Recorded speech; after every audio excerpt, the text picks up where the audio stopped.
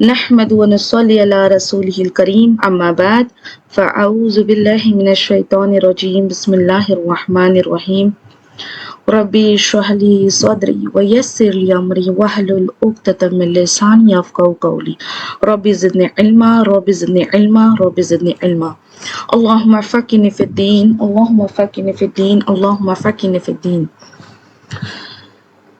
تمام تعریفیں اللہ ہی کے لیے ہے بے شک جو نہایت مہربان بے حد رحم کرنے والا ہے. ہم اس کی ہی حمد و ثنا بیان کرتے ہیں، اسی سے مدد مانگتے ہیں اور اسی سے ہدایت کے طلبگار ہیں. اللہ تعالی ہمیں قرآن مجید کو صحیح سمجھنے، اس پر عمل کرنے اور اس کا پیغام دوسروں تک پہنچانے کی توفیق عطا فرمائے، آمین یا رب العالمین.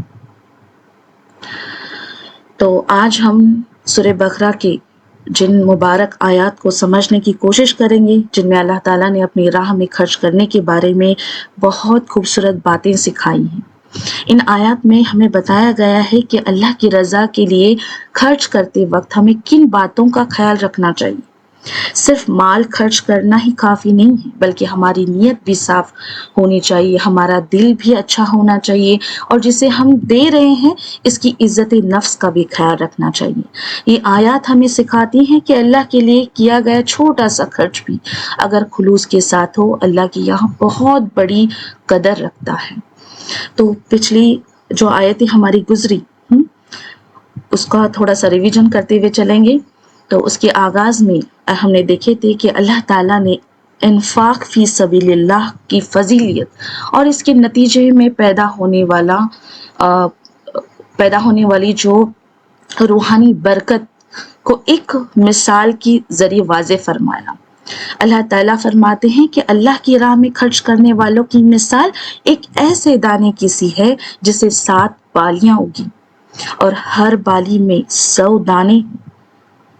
یہ جو دنیاوی اگزامپل کے ذریعے جو اللہ تعالیٰ ہم یہاں سمجھانا چاہتے ہیں تو یہ صرف ایک اگر ہم دیکھیں گے تو میتھمیٹیکل فارمولے کی طرح نہیں ہے بلکہ یہ اللہ کی سخاوت اور کائنات کے قوانین کے مطلب اللہ تعالیٰ کی رحمت ہمیں یہاں پر جو ہے وہ دکھائی دیتی ہے. ہاں کہ ایک چھوٹا سا بیج جب مٹی کی آغوش میں جاتا ہے تو وہ فنا ہو کر سینکڑوں نئے بیجوں کو جو ہے وہ جنم دیتا ہے. اسی طرح جب ایک مومن اپنے حلال اور طیب مال کا ایک حصہ اللہ کے مخلوق کی فلاح کے لیے وقف کرتا ہے تو وہ حقیقت میں اپنے مال کو ضائع نہیں کرتا بلکہ اسے ابدیت کے سفر پر روانہ کر دیتا ہے. یہ 700 گنا یا اس سے بھی زیادہ کا اجر دراصل نیت کے اخلاص اور ایثار کے جذبے پر جو ہے وہ منحصر ہے. اب یہ جو اگزامپل اللہ تعالیٰ نے دیے ہیں اس کے فوراً بعد اللہ تعالیٰ اخلاص اور نیت کی حقیقت پر توجہ جو ہے وہ ہماری دلاتے ہیں کہ صدقہ اور خیرات کی جو قبولیت ہے نا اس سے زیادہ اس کی اخلاقی اور روحانی قبولیت اہم ہے.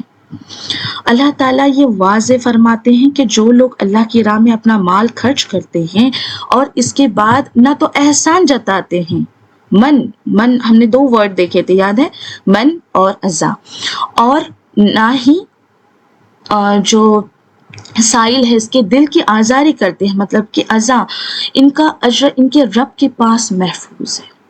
احسان جتانا دراصل انسان کے اندر چھپی ہوئی اس کبریائی اور خود پسندی کا مظہر ہے جو وہ دوسرے انسان کو معاشی طور پر کمتر دیکھ کر محسوس کرتا ہے.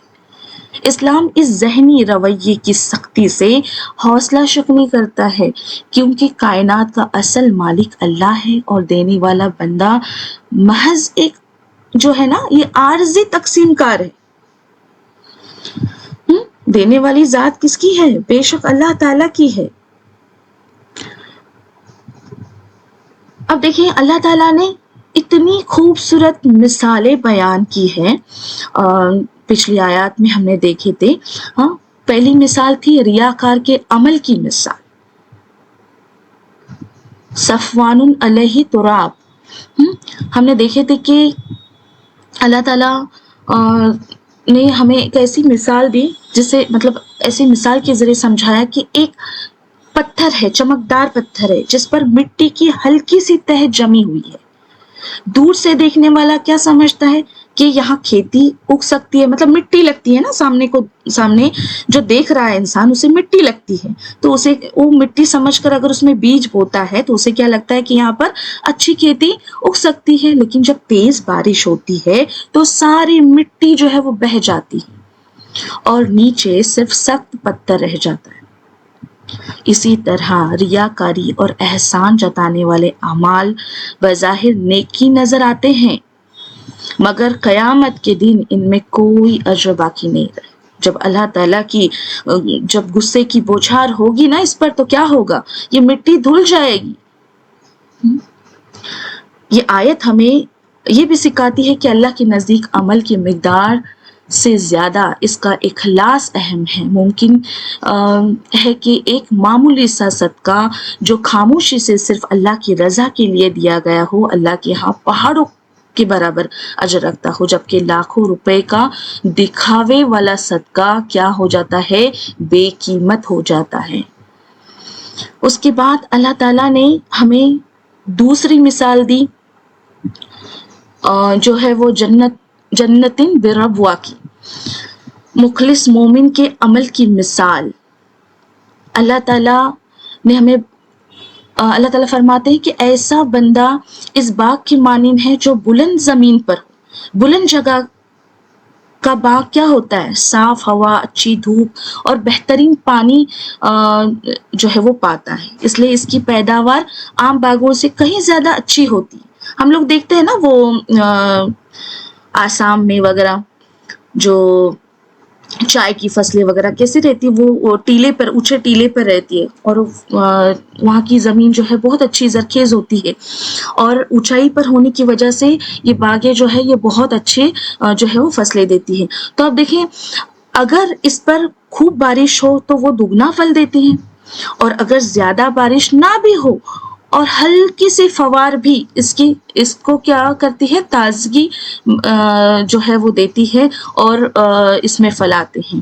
تو یہ مثال اس بات کی طرف اشارہ کرتی ہے کہ اخلاص سے کیا گیا عمل کبھی ضائع نہیں ہوتا. حالات سازگار ہوں یا مشکل، مال زیادہ ہو یا کم، اگر نیت خالص ہو تو اللہ اس عمل میں برکت ڈال دیتا ہے. تو یہ جو اونچائی پر جو باغ کی اگزامپل دی گئی ہے نا، وہ ایک ایسے مومن کی مثال ہے جو یہ ساری برائیوں سے بچا ہوا ہے. اس کا دل کس طرح سے اونچے ٹیلے پہ جو ہے موجود ہے، اس ساری چیزوں سے بچتا ہے، اپنی ایمان کو بچاتا ہے. تو اس کی مثال اس طرح سے اللہ تعالیٰ نے پیش کی. ایک چھوٹا سا صدقہ بھی اللہ کے یہاں کیا ہے، مطلب وہ جو ہلکی سی بوچھار جس کا ذکر ہوا ہے، اس کا مطلب کہ ایک انسان جس کے پاس دینے کے لیے کچھ نہیں ہے، ہاں، پر وہ اب اس کی نیت خالص ہے اور وہ ایک کھجور کا ہی صدقہ کیوں نہ کرے، تو وہ کھجور کا صدقہ بھی ایک بہت بڑا، اللہ کی یہاں اس کا بہت جو ہے وہ اجر ملتا ہے، مطلب اجر عظیم بن جاتا ہے. تو یہاں پر اور اس آیت میں اللہ تعالیٰ آخر میں فرماتے ہیں کہ اللہ تعالیٰ ہمارے عمل کو دیکھ رہا ہے، یعنی وہ صرف یہ نہیں دیکھتا کہ تم کتنا خرچ کر رہے ہو، بلکہ یہ بھی دیکھتا ہے کس دل سے خرچ کرتے ہو، کس نیت سے خرچ کرتے ہو اور کس کی رضا کے لیے خرچ کرتے ہو، دنیا کو دکھانے کے لیے یا اللہ کی رضا کے لیے. اس کے بعد تیسری مثال اللہ تعالیٰ نے یہاں پر پیش کی ہے ان لوگوں کی مطلب ان لوگوں کے اعمال کی ہے جو ساری زندگی نیکیاں تو کرتے ہیں لیکن آخر میں ریاکاری، احسان جتانے، گناہوں، تکبر یا اخلاص کے ختم ہو جانے کی وجہ سے اپنے مال کو، اپنے جو کمائے ہوئے اعمال ہیں ان کو کیا کرتے ہیں، برباد کر دیتے ہیں. قیامت کے دن جب انہیں اپنی نیکیوں کی سب سے زیادہ ضرورت ہوگی تو وہ دیکھیں گے کہ ان کا باغ خالی ہو چکا ہے، جل کر راکھ ہو چکا ہے. اب اس مثال میں بڑھاپے اور کمزور اولاد کا ذکر اس لیے کیا گیا کہ یہ انسان کی سب سے زیادہ بے بسی کا وقت ہے. اس طرح آخرت وہ وقت ہے جب انسان اپنے اعمال کے سوا کسی چیز کا سہارا نہیں لے سکے گا. اگر اس وقت اعمال ضائع ہو جائیں تو اس سے بڑی محرومی کوئی نہیں۔ تو یہ آیت ہمیں ہر نیکی کے بعد اپنے دل کی حفاظت کرنے کی تعلیم دیتی ہے۔ نیکی کرنا جتنا ضروری ہے اس کی حفاظت کرنا بھی اتنا ہی ضروری ہے۔ اخلاص، عاجزی، استغفار اور اللہ سے قبولیت کی دعا ہی اعمال کو محفوظ رکھتی ہے۔ اور پتہ ہے آخر میں اللہ تعالیٰ کیا فرماتے ہیں؟ آخر میں اللہ تعالیٰ فرماتے ہیں کہ یہ جو مثالیں اللہ تعالیٰ دے رہے ہیں نا، ہاں، آخر میں اللہ تعالیٰ ہمیں بتا رہے ہیں کہ یہ مثالیں اس لیے بیان کر رہے ہیں اللہ تعالیٰ تاکہ ہم غور کریں، اپنے دلوں کا جائزہ لیں اور اپنی آخرت کو سنوارنے کی فکر کریں۔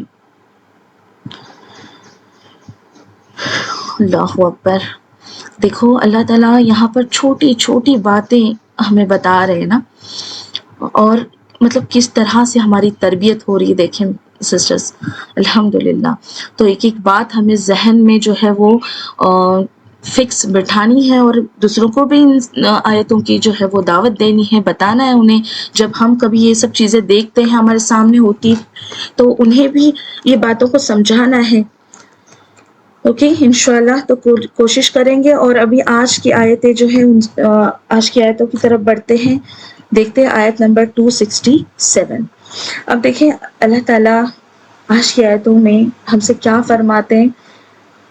اللہ تعالیٰ فرماتے ہیں، اے ایمان والوں، جو پاکیزہ چیزیں تم نے کمائی ہیں اور جو ہم نے تمہارے لیے زمین سے نکالی ہیں ان میں سے خرچ کرو، اور بری چیز خرچ کرنے کا ارادہ نہ کرو جبکہ تم خود اسے لینا پسند نہ کرو گے، مگر یہ کہ آنکھیں بند کر لو اور جان لو کہ اللہ بے نیاز اور تعریف کے لائق ہے۔ سبحان اللہ۔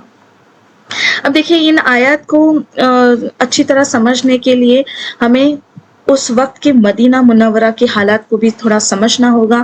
جب نبی کریم صلی اللہ علیہ وسلم مکہ مکرمہ سے مدینہ منورہ تشریف لائے تو آپ صلی اللہ علیہ وسلم کے ساتھ آنے والے مہاجرین اپنا گھر، کاروبار اور تقریباً اپنا سب کچھ مکہ میں چھوڑ آئے تھے۔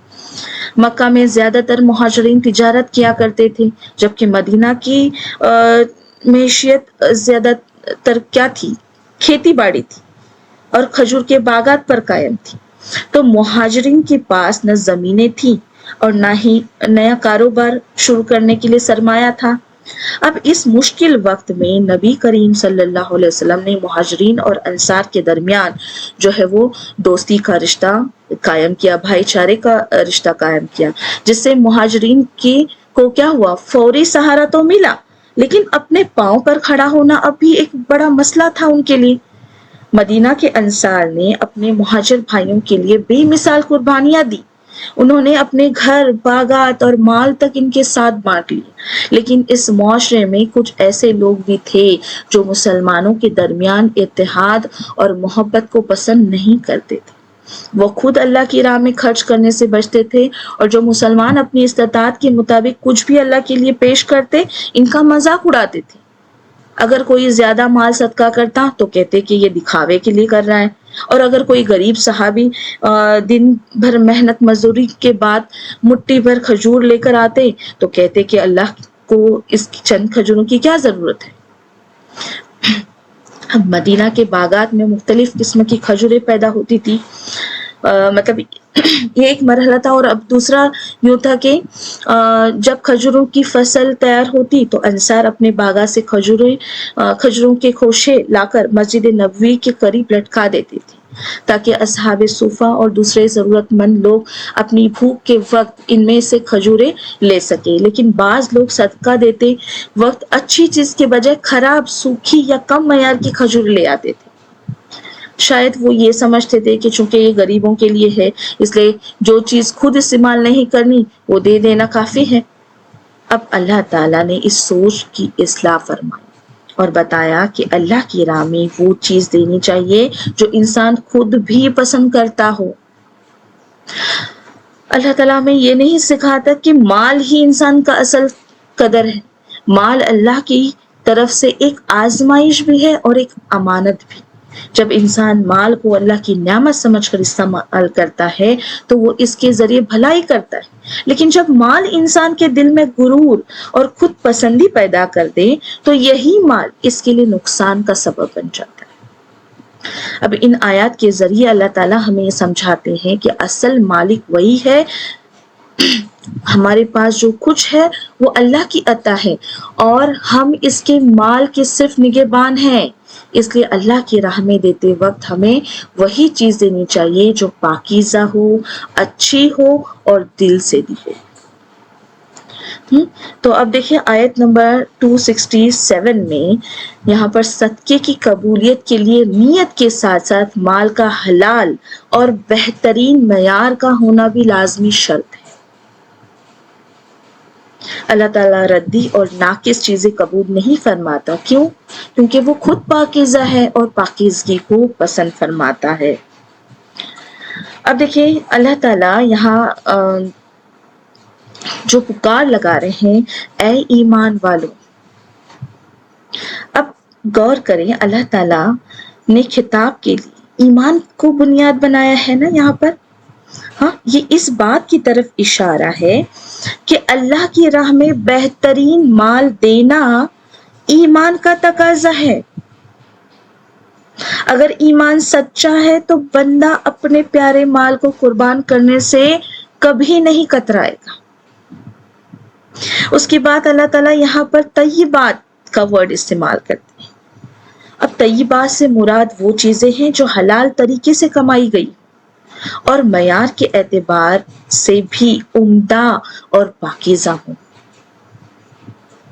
اور ما کسبتم میں جو ہے نا یہاں پر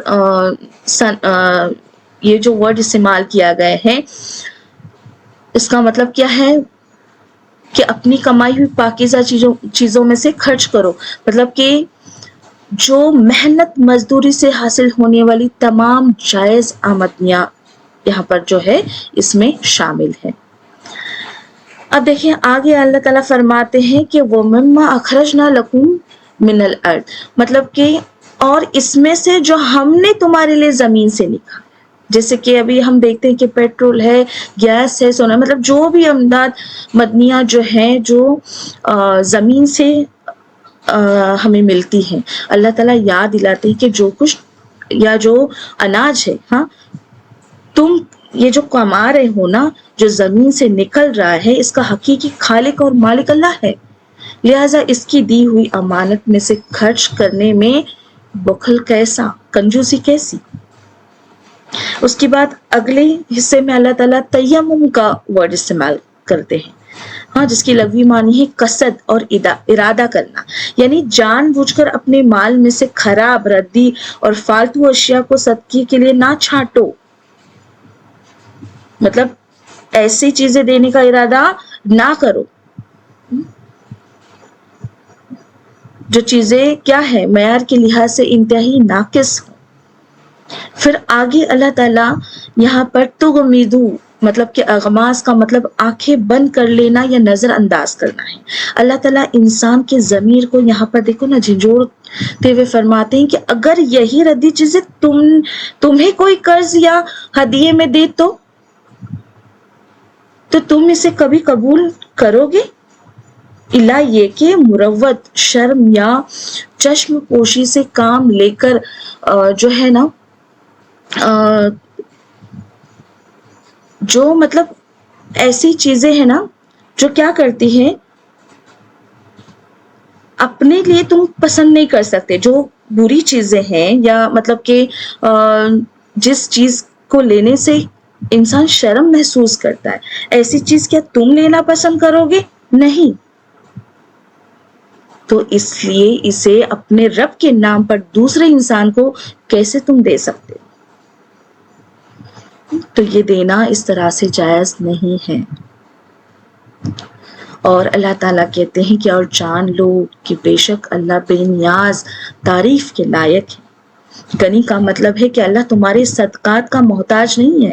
اگر تم ردی مال لو گے تو اس سے اللہ کی بادشاہت میں کوئی کمی نہیں آئے گی. حمید کا مطلب ہے کہ وہ اپنی ذات میں لائق کی تعریف ہے، وہ تمہارے اچھے اور مخلصانہ صدقات کی قدر کرتا ہے اور ان پر بہترین جزا دیتا ہے. تو یہاں پر دیکھو آیت میں طیب مطلب کہ پاکیزہ، عمدہ، اور خبیث مطلب کہ ناپاک، ردی، یہ دو مطلب درمیان، ان دو چیزوں کے درمیان ایک کمپیریزن ہمیں دکھتا ہے نا، کہ تیمم کا لفظ استعمال کر کے اللہ تعالیٰ نے واضح کیا کہ نیکی صرف عمل کا نام نہیں ہے بلکہ ارادے اور نیت کی پاکیزگی کا نام بھی ہے. اور جو ناقص چیز ہم جس کا دینے کا ارادہ کرتے ہیں وہ کیا ہے یہاں پر، یہ صحیح نہیں ہے، بلکہ ایسا ارادہ کرنا ہی کیا ہے، اچھی چیز دینے کا ارادہ کرنا ہی اخلاقی زوال کی نشانی جو بری چیزیں دینے کا ارادہ کرنا کیا ہے، اخلاق کے زوال کی نشانی. مطلب ہمارا اخلاص جو ہے وہ کیا ہو جاتا ہے، کم ہو جاتا ہے. انسان کے اندر یہ فطری کمزوری پائی جاتی ہے کہ وہ اپنے ناکارہ، فالتو یا غیر ضروری چیزوں کو صدقے کی خوبصورت لیبل کے ساتھ دوسروں کے حوالے کر کے اپنی ضمیر کو پتہ ہے کیا کرتا ہے، مطمئن کرنے کی کوشش کرتا ہے. اللہ تعالیٰ اس نفسیاتی جو مغالطے کو بے نقاب کرتا ہے. جب انسان کسی غریب کو کوئی ردی چیز دیتا ہے تو وہ در حقیقت غریب کی ضرورت کا مذاق اڑا رہا ہوتا ہے اور اللہ کے حضور اپنی جو معاشی تکبر اس کا ثبوت پیش کر رہا ہوتا ہے. تو اللہ تعالیٰ انسان کو دوسروں کے متبادل کردار میں رکھ کر سوچنے کی دعوت دیتا ہے کہ اگر یہی ردی چیز تمہیں کوئی تحفے میں دیتا تو کیا تمہارا دل اسے خوشی سے قبول کرتا؟ اس نفسیاتی تبدیلی سے ہمدردی اور احترام کا حقیقی جذبہ پیدا ہوتا ہے.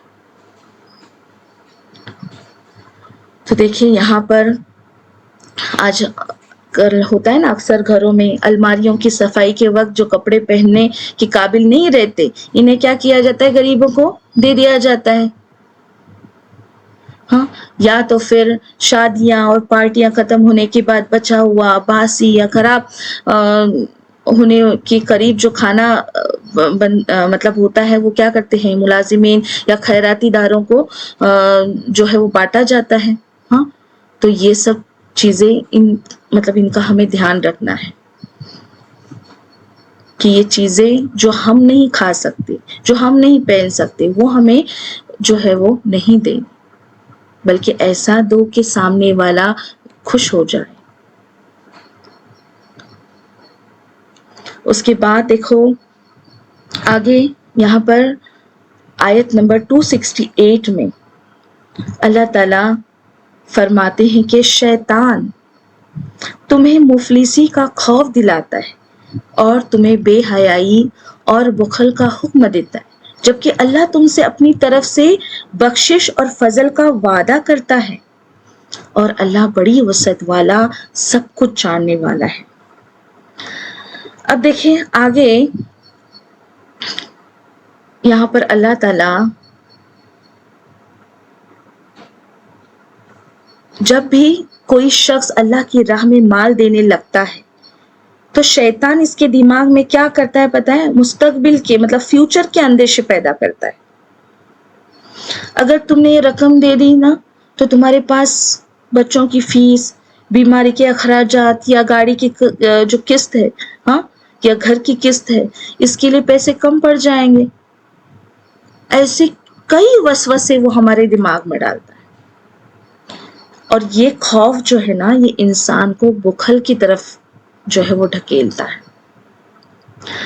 مفسرین کے مطابق یہاں فحشاء سے مراد بخل کی انتہا اور ہر وہ گناہ ہے جس کی بنیاد مال کی حد سے بڑی ہوئی محبت پر ہو. جب انسان کے اندر فقیری کا خوف بیٹھ جاتا ہے تو وہ جائز و ناجائز کی تمیز کھو بیٹھتا ہے اور شوش، سود اور ذخیرہ اندوزی جیسی برائیوں میں مبتلا ہو جاتا ہے. اللہ تعالیٰ کیا فرما رہے ہیں؟ جبکہ اللہ تم سے اپنی طرف سے بخشش اور فضل کا وعدہ کرتا ہے. شیطان کے یہ جو جھوٹے وعدے کے مقابلے میں اللہ کا سچا وعدہ ہے. اللہ فرماتے ہیں کہ انفاق کے نتیجے میں وہ تمہارے گناہوں کو معاف فرمائے گا، مغفرت کرے گا تمہاری. تو دیکھیں یہاں پر اللہ کے خزانے جو ہے نا یہ لا متناہی ہے، وہ تنگ دست نہیں ہے، وہ تمہارے دلوں کے اخلاص اور تمہاری ضرورتوں سے مکمل طور پر باخبر ہے. آج کے دور میں اگر ہم دیکھیں گے تو مطلب کہ ماہرین کہتے ہیں کہ انسان عموماً دو طرح کی سوچ کے ساتھ زندگی گزارتا ہے. پہلی سوچ یہ ہوتی ہے کہ میرے پاس بہت کم ہے، اگر میں دوسرے کو دوں گا تو خود محروم ہو جاؤں گا. ہاں، اسے تنگی کی سوچ کہا جاتا ہے. ایسی سوچ رکھنے والا انسان ہر وقت رزق کی فکر یا فیوچر کا خوف اور مالی پریشانیوں میں جو ہے وہ مبتلا رہتا ہے. اسے لگتا ہے کہ دوسروں کی مدد کرنے سے اس کا اپنا نقصان ہو جائے. اور دوسری سوچ جو ہے نا وہ یہ ہوتی ہے کہ میرا رازق اللہ ہے، اس کے خزانے کبھی ختم نہیں ہوتے، میں اللہ کی رضا کے لیے خرچ کروں تو مطلب کہ میں اللہ کی رضا کے لیے خرچ کروں گی تو کیا ہوگا، وہ مجھے اس سے بہتر عطا فرمائے گا. تو اسے وسعت کی سوچ کہا جاتا ہے. ایسی سوچ انسان کے دل میں توکل، اطمینان اور اللہ پر بھروسہ پیدا کرتی ہے. وہ یقین رکھتا ہے کہ اللہ کی راہ میں خرچ کیا گیا مال کبھی کم نہیں ہوگا، بلکہ اللہ اس میں برکت عطا فرماتا ہے. تو یہاں اللہ ہمیں یہ سوچ عطا کرتا ہے.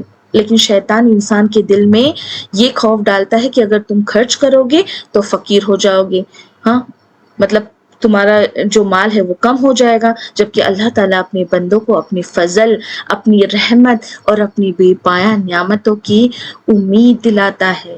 جب انسان کا یقین اللہ پر مضبوط ہو جاتا ہے تو اس کے دل سے رزق کا خوف ختم ہونے لگتا ہے اور خوش دلی کے ساتھ اللہ کی راہ میں خرچ کرنے والا انسان بن جاتا ہے نا. تو دیکھو نا آج کی آیتوں سے ہم کتنی پیاری پیاری باتیں سیکھ رہے ہیں نا ماشاءاللہ. تو ایک ایک آیت کا حصہ دیکھو نا کتنا امپورٹنٹ ہے، کتنی چھوٹی چھوٹی بات کی یہاں پر اصلاح ہو رہی ہے نا ہمارے. ہاں یہ ساری چیزیں ہم کرتے ہیں نا، آتی ہے ہمارے ذہنوں میں، ہمیں لگتا ہے کہ ارے میں دوں گی تو میرا مال کم ہو جائے گا. تو یہاں اللہ تعالیٰ ہمیں بتا رہے ہیں، سمجھا رہے ہیں کہ نہیں ایسا نہیں ہے، بلکہ اللہ اس میں برکت عطا کرے. تو دیکھیں نا اب جیسے جیسے ہم آگے آگے بڑھ رہے ہیں سورہ بقرہ کی آیتوں کی طرف، تو کس طرح دیکھو نا جیسے میں نے بتائی تھی نا کہ اللہ تعالیٰ جب ہم قرآن کو سمجھنے لگتے ہیں تو پورا جیسے کہ گندا کپڑا کیسے اس میں سے میل، جیسے اسے ہم دھوتے جاتے ہیں اس کے میل جو ہے، اس کے داغ جو ہے وہ داغ دھبے جو ہے وہ نکلتے جاتے ہیں، اسی طرح کا معاملہ ہے نا. کتنی چھوٹی چھوٹی باتیں، مطلب ایک بھی داغ جو ہے وہ یہاں پر نہیں رہے گا. اگر ہم قرآن سے جڑے رہیں گے، قرآن کو سمجھتے رہیں گے تو انشاءاللہ ایک دن ایسا آئے گا کہ ہمارا بھی کردار، ہمارا جو ہمارا اندر کا جو یہ ہے نا، ہمارا نفس جو ہے وہ کیا ہوگا، ایک دن پاک ہو جائے گا انشاءاللہ. اسی لیے قرآن کو سمجھ کر پڑھنا کتنا ضروری ہے دیکھو، ہے نا. اور پتہ ہے کتنا مطلب معاشرے میں یہ بات ابھی تک سمجھ ہی نہیں آ رہی ہے لوگوں کی، لوگ بس قرآن پڑھے جا رہے. اور اسی لیے میری بہنوں بہت ضروری ہے کہ قرآن کی دعوت جو ہے، قرآن کو سمجھ کر پڑھنا کتنا ضروری ہے، اس کی دعوت ہمیں لوگوں تک پہنچانی ہے. ورنہ دیکھیے کتنی چھوٹی چھوٹی باتوں سے لوگ مطلب کتنی غلطی اور کتنی گناہ کر بیٹھتے ہیں، اور اسی وجہ سے ہمارے اعمال جو ہے نا یہ کب ضائع ہوتے ہیں ہمیں پتہ ہی نہیں چلتا ہے نا.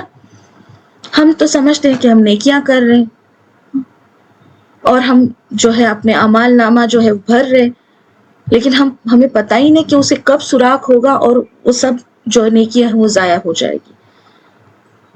تو یہ جو ہے نا قرآن کی آیتیں سن رہے ہیں نا، تو ہمیں سمجھ میں آتے ہیں کہ یہ جو نیکیوں کا جو ہم یہ پٹارا بھر رہے ہیں اس میں کہاں کہاں سوراخ لگے سمجھ میں آ رہے ہیں نا ابھی. تو اس سوراخوں کو ہم کیا کریں گے؟ بند کریں گے. تو یہ قرآن کو سمجھنا بہت ضروری ہے، اور اسی لیے ہر بار ہمیں یہ بات یاد رکھنا ہے، فکریں کرنی ہے اپنے لوگوں کی. ہاں، اپنے لوگوں کی، اپنے لوگ اور انسانیت کا بھی تو ناتا ہے نا اس دنیا سے. تو ہر انسان کی ہمیں فکر کرنی ہے، ہمیں فکر مند رہنا ہے کہ یہ جب میں آیتیں سیکھتی ہوں، سمجھتی ہوں، تو مجھے لوگوں تک بھی پہنچانی ہے، یا مجھ سے اگر نہیں ہوتا ہے تو انہیں لا کر یہاں بٹھانا ہے. ہاں، انہیں دعوت دینی ہے ان کلاسز کی، تاکہ ان تک یہ چیزیں پہنچے اور وہ ان گناہوں سے بچے. اور بے شک اس کا اجر ہمیں بھی ملے گا، ہے نا.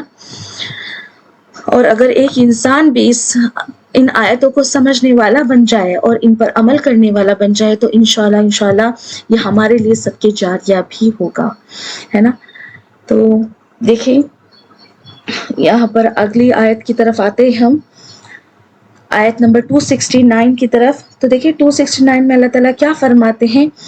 وہ جس کو چاہتا ہے حکمت دانائی عطا فرماتا ہے، اور جسے حکمت مل گئی اسے یقیناً بہت بڑی بھلائی مل گئی. اور نصیحت صرف وہی لوگ قبول کرتے ہیں جو عقل سلیم والے ہیں. اب میری بہنوں کتنا بڑا اعلان ہو رہا ہے، دیکھو یہاں پہ اللہ تعالیٰ کتنی بڑی بات کہہ رہے ہیں ہم سے. اگر ان پر صحیح میں غور و فکر کریں گے نا تو پتہ چلتا ہے کہ ہم نے آج کیا پایا ہے. آج اگر ہمیں یہاں پر ان مجلسوں میں آ کر ہم بیٹھ رہے ہیں نا، یہ سن رہے ہیں، قرآن کو سمجھ رہے ہیں، تو یہ بہت بڑی مطلب بہت بڑا اللہ کا فضل و کرم ہے ہم پر، کہ اللہ نے ہمیں قرآن کو سمجھنے والے بنائے. کتنے لوگ اس مطلب سے قرآن کو سمجھنے سے محروم ہیں، پتہ ہی نہیں ہے کہ قرآن کو سمجھ کر پڑھنا ہے. تو کتنی بڑی بات ہے میری بہنوں. اب دیکھو اللہ تعالیٰ یہاں پر بتا رہے ہیں کہ حکمت، اور پتہ ہے حکمت کائنات کی سب سے بڑی دولت ہے، سب سے بڑی دولت. جو شخص دنیاوی دولت کی حقیقت کو سمجھ کر اسے اللہ کی رضا کے لیے صحیح جگہ پر استعمال کرتا ہے وہ اصل میں صاحب حکمت ہے، کیونکہ حکمت ہی دنیاوی اور روحانی جو توازن ہے اس کو برقرار رکھتی ہے. حکمت کیا ہے، اور جو علم اور حکمت میں کیا فرق ہے یہ ہم دیکھیں گے. تو دیکھیں اس آیت میں اللہ تعالیٰ فرماتے ہیں کہ وہ جسے چاہتا ہے حکمت عطا فرما دیتا ہے، اور جسے حکمت مل گئی، اللہ تعالیٰ بھی ہمیں خود بتا رہے ہیں، اس کی اہمیت جو ہے اللہ تعالیٰ خود بتا رہے ہیں کہ یہ جسے مل گئی نا اسے بہت بڑی بھلائی مل گئی سمجھو. تو سادہ الفاظ میں اگر ہم حکمت کو سمجھیں تو علم جو ہے نا یہ کسی چیز کو جاننے کا نام ہے، جبکہ حکمت اس علم کو صحیح وقت، صحیح جگہ اور صحیح طریقے سے استعمال کرنے کا نام ہے. علم انسان کو معلومات دیتا ہے، لیکن حکمت اسے یہ سکھاتی ہے کہ ان معلومات سے فائدہ کیسے اٹھانا ہے، کس موقع پر کیا فیصلہ کرنا ہے، اور کون سا کام اللہ کی رضا کے مطابق ہے. مثال کے طور پر ایک ڈاکٹر کے پاس بیماریوں کا علم ہوتا ہے نا، لیکن ہر مریض کی حالت کے مطابق صحیح علاج کا انتخاب کرنا حکمت ہے. اسی طرح ایک انسان کے پاس مال ہو سکتا ہے، لیکن کہاں، کب اور کس نیت سے خرچ کرنا چاہیے یہ حکمت ہے.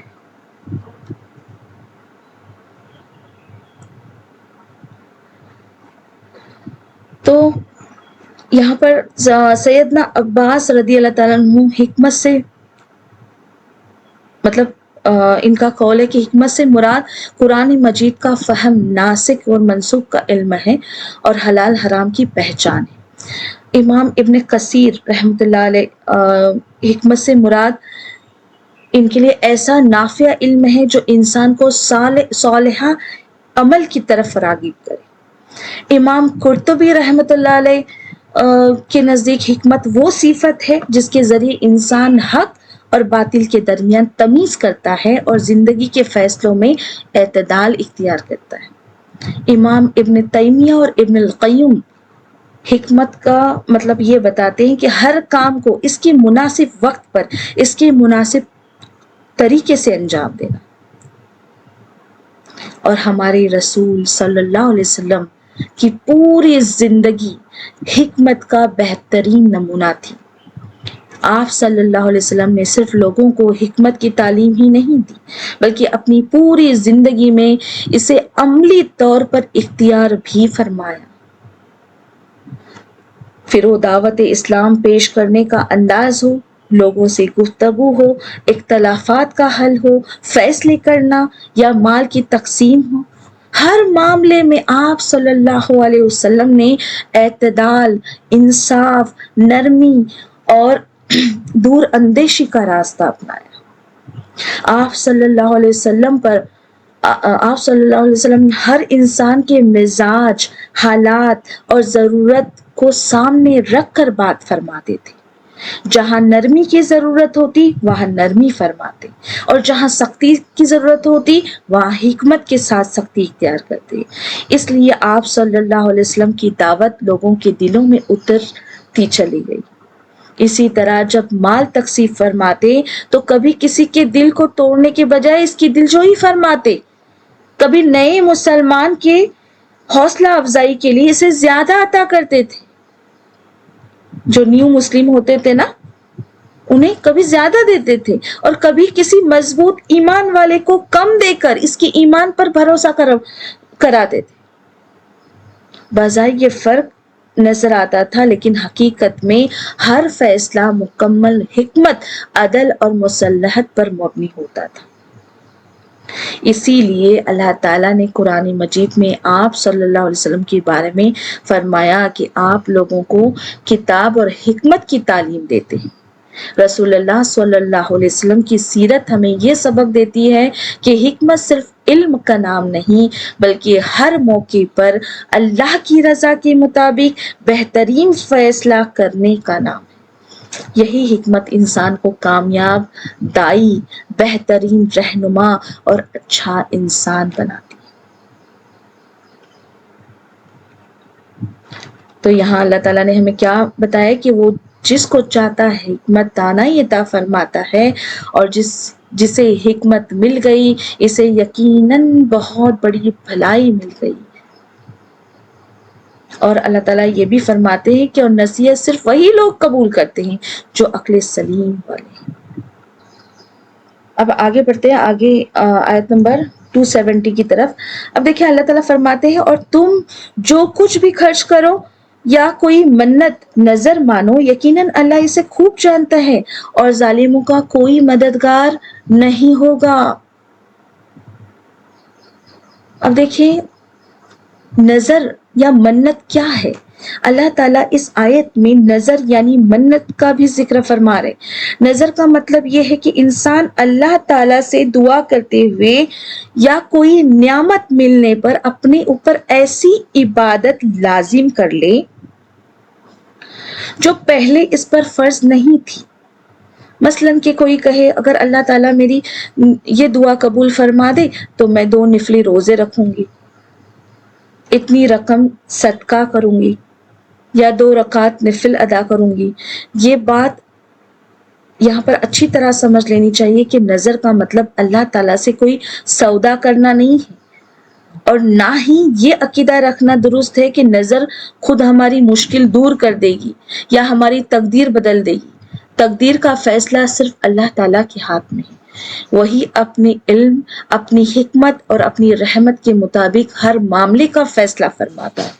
حقیقت یہ ہے کہ نظر اللہ تعالیٰ کا شکر ادا کرنے کا ایک ذریعہ ہے۔ بندہ اپنے رب سے یہ عہد کرتا ہے کہ اگر اللہ تعالیٰ اپنے فضل سے میری دعا قبول فرما دے گا تو میں شکر کے طور پر فلاں نیک عمل انجام دوں۔ اس لیے نظر کی بنیاد صرف اللہ پر کامل یقین، اخلاص اور شکر گزاری ہونی چاہیے۔ اس کے بعد اللہ تعالیٰ ہمیں ایک بہت اہم حقیقت یاد دلاتے کہ انسان جو کچھ بھی خرچ کرتا ہے یا اللہ سے جو بھی وعدہ اور نظر کرتا ہے، اس کی ہر بات اللہ تعالیٰ کے علم میں ہوتی ہے۔ وہ صرف ہمارے ظاہری اعمال کو نہیں دیکھتا بلکہ ہمارے دل کی نیت، اخلاص اور ہر چھپے ہوئے ارادے سے بھی پوری طرح واقف ہے۔ اسے معلوم ہے کہ ہم کس جذبے سے خرچ کر رہے ہیں، کس نیت سے عبادت کر رہے ہیں اور ہمارے مال کا معیار کیا ہے۔ اگر کوئی شخص خالص اللہ کی رضا کے لیے خرچ کرتا ہے، اپنی نظر پوری کرتا ہے اور اپنے وعدے کا پاس رکھتا ہے تو اللہ تعالیٰ اس کے لیے بہترین اجر تیار فرماتا ہے۔ لیکن اگر کوئی بخل کرتا ہے، اللہ کی راہ میں ناقص اور جو ناقص چیزیں ہیں وہ دیتا ہے یا دوسروں پر احسان جتاتا ہے اور ان کے دل دکھاتا ہے تو وہ اپنے ہی نیک اعمال کو ضائع کر دیتا ہے۔ ایسے لوگوں کے لیے قیامت کے دن نہ کوئی مددگار ہوگا اور نہ کوئی ان کے انجام کو بدل سکے گا۔ تو یہ آیات ہمیں ایک بہت بڑا سبق دیتی ہے کہ اللہ تعالیٰ کے ساتھ کیا گیا ہر وعدہ ایک امانت ہے۔ ایک سچے مومن کی شان یہ ہے کہ وہ اپنے وعدے پورے کرتا ہے، کیونکہ وہ جانتا ہے کہ اللہ تعالیٰ ہر بات سن رہا ہے، ہر نیت کو جانتا ہے اور ہر عمل کا پورا حساب لینے والا ہے۔ لہٰذا ہماری ہر عبادت، ہر صدقہ، ہر نظر، ہر نیکی کا مقصد صرف اور صرف اللہ تعالیٰ کی رضا ہونا چاہیے۔ جب نیت خالص ہو، دل اللہ پر بھروسہ کرنے والا ہو اور انسان اپنے وعدوں کا سچا ہو تو یہی اعمال دنیا میں سکون اور آخرت میں کامیابی کا ذریعہ بن جاتے ہیں۔ اس کے بعد آگے کی آیت کی طرف بڑھتے ہیں، آیت نمبر 271۔ دیکھو اللہ تعالیٰ یہاں پر فرماتے ہیں کہ اگر تم صدقات کو ظاہر کر کے دو تو یہ بھی اچھا ہے، اور اگر تم انہیں چھپاؤ اور فقراء کو دو تو یہ تمہارے لیے زیادہ بہتر ہے، اور اللہ تمہارے گناہوں کو مٹا دے گا اور اللہ تمہارے اعمال سے خوب باخبر ہے۔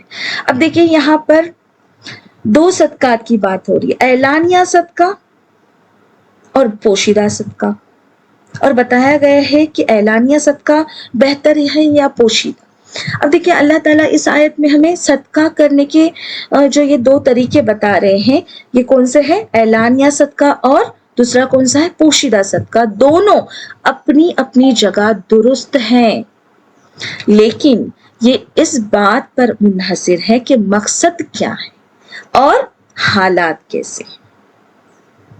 اگر کوئی شخص اس نیت سے صدقہ ظاہر کر کے دیتا ہے کہ دوسرے لوگ بھی نیکی کی طرف راغب ہوں، انہیں اللہ کی راہ میں خرچ کرنے کی ترغیب ملے، یا زکوٰۃ جیسے فرض کی ادائیگی کو معاشرے میں عام کیا جائے، تو ایسا اعلانیہ صدقہ بہت اچھا عمل ہے۔ اس سے دوسروں کو بھی حوصلہ ملتا ہے کہ وہ اپنے مال میں سے اللہ کا حق ادا کرے، اور کسی کو یہ گمان بھی نہیں ہوتا کہ یہ شخص بخل سے کام لے رہا ہے۔ لیکن اگر بات نفلی صدقے کی ہو تو قرآن ہمیں پوشیدہ طریقہ اختیار کرنے کی ترغیب دیتا ہے۔ جب انسان خاموشی سے صرف اللہ کی رضا کے لیے کسی ضرورت مند کی مدد کرتا ہے تو اس کے دل میں ریاکاری کا خطرہ کم ہو جاتا ہے، اور سب سے بڑھ کر لینے والے کی عزت نفس بھی محفوظ رہتی ہے۔ اسی کے سامنے شرمندگی یا احساس کمتری اسے محسوس نہیں ہوتی۔ یہی وجہ ہے کہ اللہ تعالیٰ فرماتا ہے کہ اگر تم صدقہ چھپا کر محتاجوں کو دو تو یہ تمہارے لیے زیادہ بہتر ہے۔ اس طرح اللہ تمہارے گناہوں کو بھی معاف فرماتا ہے، کیونکہ یہ عمل خالص اخلاص، عاجزی اور اللہ کی رضا کے لیے ہوتا ہے نا۔ تو یہ آیت ہمیں یہ خوبصورت سبق دیتی ہے کہ اسلام صرف صدقہ کرنے کی تعلیم نہیں دیتا بلکہ صدقہ کرنے کا بہترین انداز بھی سکھاتا ہے۔ جہاں اعلان یا صدقہ دین سے محبت پیدا کرے اور دوسروں کو نیکی کی ترغیب دے، وہاں اسے اختیار کیا جا سکتا ہے، لیکن جہاں اخلاص کی حفاظت اور کسی غریب کی عزت نفس کو بچانا مقصود ہو، وہاں خاموشی سے دیا گیا صدقہ اللہ تعالیٰ کے نزدیک زیادہ محبوب اور زیادہ اجر والا ہے۔ لہٰذا ایک مومن ہمیشہ یہ دیکھتا ہے کہ میرے عمل سے اللہ زیادہ راضی کس طرح ہوگا اور میرے صدقے سے کسی ضرورت مند کے دل کو ٹھیس نہ پہنچے۔ یہی اللہ ہمیں تعلیم دے رہے ہیں اور یہی انفاق کا سب سے خوبصورت انداز ہے۔ ہاں، پوشیدہ صدقہ اخلاص کی اعلیٰ ترین مثال ہے، اور یہ مثال جو ہے ہمارے نبی صلی اللہ علیہ وسلم نے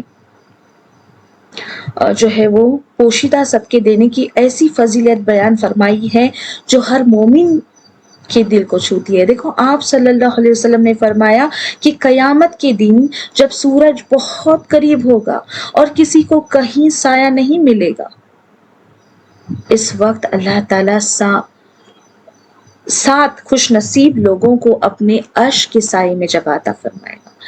ان میں سے ایک وہ شخص بھی ہوگا جو اس قدر خاموشی اور اخلاص کے ساتھ صدقہ کرتا ہے کہ اس کا دایاں ہاتھ جو خرچ کرتا ہے بائیں ہاتھ کو بھی اس کی خبر نہیں ہوتی۔ یہ انداز دراصل اس بات کی علامت ہے کہ اس شخص کا مقصد صرف اللہ کی رضا ہے۔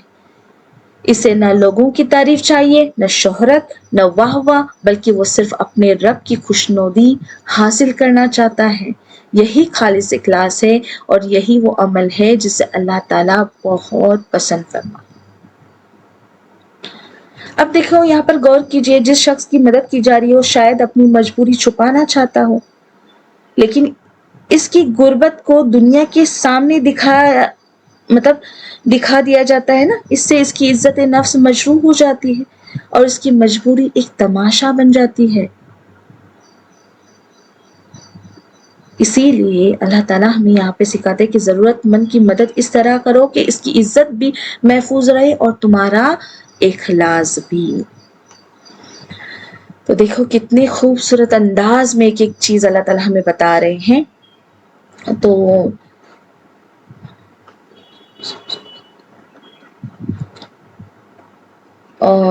دو آیتیں ہم لے لیتے ہیں، چھوٹی چھوٹی ہے۔ مجھے ذرا بتائے چیٹ پہ کہ کنٹینیو کریں یا یہاں پر سٹاپ کر کے نیکسٹ ویک لیتے ہیں۔ اوکے، الحمدللہ۔ تو دیکھیں اگلی آیت میں اللہ تعالیٰ ہمیں بتا رہے ہیں کہ ان کو ہدایت دینا آپ کے ذمے نہیں ہے، بلکہ اللہ جسے چاہتا ہے ہدایت دیتا ہے، اور تم جو مال بھی خرچ کرو گے وہ تمہارے اپنے فائدے کے لیے ہے، اور تم صرف اللہ کی رضا جوئی کے لیے ہی خرچ کرتے ہو، اور تم جو بھی بھلائی خرچ کرو گے وہ تمہیں پوری پوری لوٹا دی جائے گی اور تم پر کوئی ظلم نہیں کیا جائے گا۔ اب دیکھیے سیدنا عبداللہ بن عباس رضی اللہ تعالیٰ عنہ بیان فرماتے ہیں کہ مدینہ منورہ میں بعض مسلمانوں کے قریبی رشتہ دار جو کہ بنو قریظہ اور بنو نذیر کے یہودی میں سے تھے، یہ لوگ مالی تنگی کا شکار ہوتے تو اپنے مسلمان رشتہ داروں سے مدد کی امید رکھتے تھے۔ اب بعض صحابہ اکرام رضی اللہ عنہ کے دل میں یہ خیال آیا کہ جب تک یہ لوگ اسلام قبول نہیں کرتے، مطلب غیر مسلم لوگ، ان کی بات ہو رہی یہاں پر، ٹھیک ہے، تو جب تک کہ یہ لوگ اسلام قبول نہیں کرتے انہیں مالی مدد نہیں دی جائے تاکہ شاید معاشی تنگی کی وجہ سے وہ اسلام قبول کر لیں۔ تو ان کی نیت دین کی خدمت تھی، لیکن اللہ تعالیٰ نے اس موقع پر ایک بہت اہم اصول بیان فرمایا۔ اللہ تعالیٰ نے یہ آیت نازل فرما کر واضح کر دیا کہ ہدایت دینا تمہارا کام نہیں ہے، بلکہ یہ اللہ تعالیٰ کا اختیار ہے۔ انسان کا فرض صرف نیکی کرنا ہے، خیر خواہی کرنا اور اللہ کی رضا کے لیے خرچ کرنا ہے۔ کسی کو مالی دباؤ ڈال کر اسلام قبول کرانے کی کوشش کرنا یہ قرآن کی تعلیم نہیں۔ چنانچہ نبی کریم صلی اللہ علیہ وسلم نے اس کے بعد اجازت فرمائی کہ ہر ضرورت مند کی مدد کی جا سکتی ہے، خواہ وہ مسلمان ہو یا غیر مسلم۔ اگر کوئی شخص واقعی محتاج ہے تو اس کی مدد کرنا اسلام کی تعلیم ہے، کیونکہ اسلام رحم، عدل اور انسانیت کا دین ہے۔ تو اس واقعے سے ہمیں یہ سبق ملتا ہے کہ نیکی اور احسان کا مقصد لوگوں کو مجبور کرنا نہیں بلکہ اللہ تعالیٰ کی رضا حاصل کرنا ہے۔ ہدایت صرف اللہ تعالیٰ کے ہاتھ میں ہے، جبکہ بندے کا کام محبت، حسن سلوک اور خیر خواہی کے ذریعے لوگوں تک اسلام کی خوبصورتی پہنچانا ہے۔ جب ایک مسلمان بغیر کسی دنیاوی غرض کی ہر ضرورت مند کے ساتھ بھلائی کرتا ہے تو یہی اس کی اعلیٰ اخلاق اور اسلام کے حسن کا سب سے مؤثر تعارف بن جاتا ہے۔ ابھی ہم لوگ اکثر ہوتا ہے نا، جو ہم سے مانگنے آتے ہیں، ہم لوگ دیکھتے ہیں پہلے کہ وہ مسلمان ہے یا غیر مسلم ہے، اور غیر مسلم ہے تو انہیں بھگا دیتے ہیں ہم لوگ، ہے نا۔ تو دیکھو یہاں پہ بتایا جا رہا ہے کہ یہ مت دیکھو کہ کون ہے، بلکہ ہمیں کیا دیکھنا ہے کہ وہ کتنا ضرورت مند ہے، پھر وہ غیر مسلم ہی کیوں نہ ہو، تو اس کی بھی ہمیں یہاں پر مدد کرنی ہے۔ اب دیکھو یہاں پر اگر ہم دیکھیں گے نا اس کا دوسرا نقطہ، تو یہ آیت خاص طور پر دعوت دین کا کام کرنے والوں کے لیے بھی بہت بڑی رہنمائی رکھتی ہے۔ اللہ تعالیٰ ہمیں یہ سکھاتے ہیں کہ کسی کو ہدایت دینا ہمارے اختیار میں نہیں ہے، بلکہ یہ صرف اللہ تعالیٰ کا کام ہے۔ ہمارا فرض صرف اتنا ہے کہ ہم دین کی بات محبت، حکمت، نرمی اور اخلاص کے ساتھ لوگوں تک پہنچائیں۔ اس لیے کسی انسان کے کفر، شرک یا گناہوں کو بنیاد بنا کر اسے بنیادی انسان، ہمدردی، رحم اور مالی مدد سے محروم کرنا اسلام کی تعلیم نہیں ہے۔ اگر کوئی شخص واقعی ضرورت مند ہے تو اس کی مدد کرنا ایک مسلمان کے اچھے اخلاق اور اعلیٰ کردار کی علامت ہے، خواہ اس کا مذہب کچھ بھی ہو۔ اسلام ہمیں یہ نہیں سکھاتا کہ لوگوں کے دل سخت کیے جائے، بلکہ وہ ہمیں دل جیتنے کا راستہ دکھاتا ہے۔ جب ایک غیر مسلم دیکھتا ہے کہ ایک مسلمان بغیر کسی لالچ، غرض یا شرط کی اس کی مدد کر رہا ہے، اس کے دکھ درد میں شریک ہو رہا ہے اور اس کے ساتھ اس نے سلوک کر رہا ہے، تو اس کے دل میں اسلام اور مسلمانوں کے لیے احترام پیدا ہوتا ہے۔ بہت سے لوگوں کے دل تلوار سے نہیں بلکہ اچھے اخلاق، حسن سلوک اور بے لوث خدمت سے بدلے ہیں۔ مطلب تاریخ اگر ہم کھول کے دیکھیں نا تو ایسی مثالیں ملتی ہیں ہمیں۔ اس لیے ایک دائی کا اصل ہتھیار سختی نہیں بلکہ محبت ہے، نفرت نہیں بلکہ خیر خواہی ہے، اور دباؤ نہیں بلکہ حکمت اور بہترین اخلاق۔ جب یہ صفات انسان کے کردار میں آ جاتی ہے تو اس کی زندگی خود اسلام کی دعوت بن جاتی ہے، اور یہی وہ دعوت ہے جو دلوں پر سب سے گہرا اثر چھوڑتی ہے۔ تو یہاں تک ہی رکیں گے، اگلی جو آیت ہے وہ انشاءاللہ ہم نیکسٹ ویک دیکھیں گے۔ تو بس اللہ تعالیٰ سے دعا کرتے ہیں کہ اللہ تعالیٰ کے جو کلام کی عظمت ہے، یا اللہ تیرے وعدوں کی سچائی کے سامنے ہم اپنے گناہوں اور کوتاہیوں کا اعتراف کرتے ہیں۔ اے اللہ ہمارے دلوں سے اس دنیا کی عارضی محبت جو ہے یہ نکال دے، اور ہمیں اپنے راستے میں بہترین اور پاکیزہ مال خرچ کرنے کی توفیق عطا فرما۔ یا اللہ ہمیں اس شیطانی خوف یا غربت کے وسوسوں سے نجات عطا فرما جو ہمیں سخاوت اور نیکی کے راستے سے روکتے ہیں۔ ہمیں اپنی صفت واسع اور علیم پر کامل یقین اور توکل نصیب فرما۔ اے اللہ ہمارے دلوں کو وہ حکمت حقیقی عطا فرما جس کے سامنے دنیا کی تمام دولتیں جو ہے وہ ہیچ ہو جاتی۔ اے مالک کائنات ہمیں ریاکاری، دکھاوے، احسان جتانے اور دوسروں کے دل آزری کے مہلک گناہوں سے محفوظ فرما۔ ہمارے معمولی صدقات کو بھی اپنے اخلاص کے رنگ میں رنگ کر قبول فرما۔ ہماری تمام عبادات، ہماری زندگیاں اور ہماری موت صرف اپنی رضا کے لیے خالص فرما۔ اے اللہ امت مسلمہ کے حال پر رحم فرما، بیماریوں کو شفا، محتاجوں کو غیبی وسعت دے اور ہم سب کا خاتم ایمان کامل پر عطا فرما، آمین یا رب العالمین۔ سبحانک اللہم و بحمدک، نشہد ان لا الہ الا انت، نستغفرک و اتوب الیک، ربنا تقبل منا انک انت السمیع العلیم۔ السلام علیکم ورحمۃ اللہ وبرکاتہ۔